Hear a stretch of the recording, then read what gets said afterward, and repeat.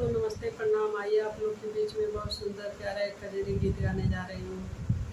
गुरिया काजर दिखलू अपनी काली पुतरिया में, गड़ी गईलू नजरिया में ना। गुरिया काजर दिखलू अपनी काली पुतरिया में, गड़ी गईलू नजरिया में ना। एक दिन आई तू हमारी ओरी अपने सासुर जी की चोरी, एक दिन आई तू हमारी ओरी अपने सासुर जी की चोरी, एक दिन आई तू हमारी ओरी अपने ससुर जी की चोरी। तरक एक दिन ले चलती लाली रंग कोठरिया में, गड़ी गईलू नजरिया में ना। एक दिन लेके चलती लाली रंग कोठरिया में, गड़ी गईलू नजरिया में ना।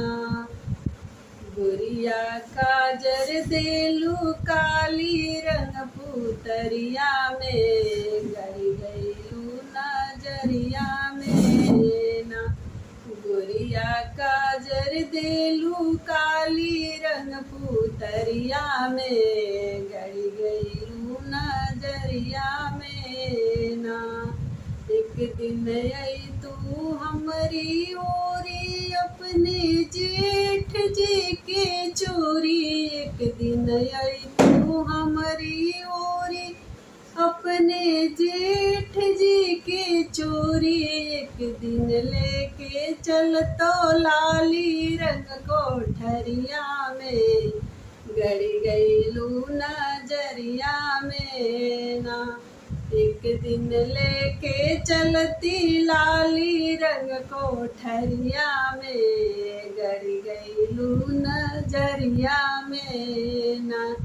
गुरिया काजर देलू काली रंग पुतरिया में, गड़ी गईलू नजरिया में ना। गुरिया काजर देलू काली रंग पुतरिया में, गड़ी गईलू नजरिया में ना।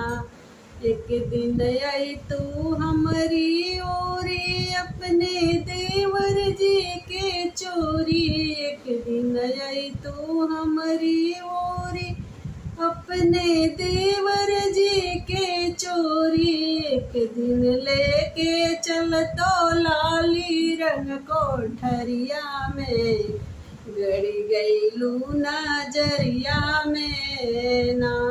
एक दिन लेके चल तो लाली रंग कोठरिया में, गड़ी गईलू नजरिया में ना।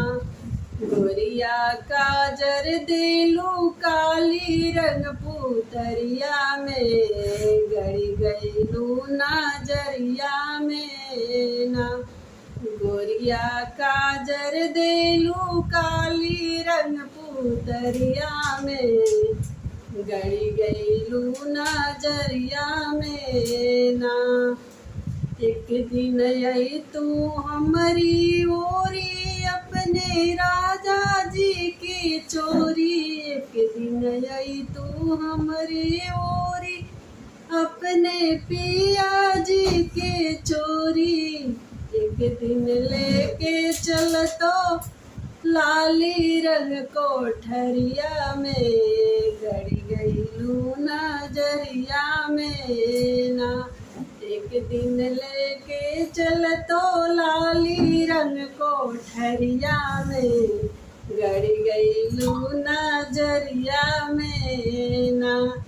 गुरिया काजर देलू काली रंग पुतरिया में, गड़ी गईलू नजरिया में ना।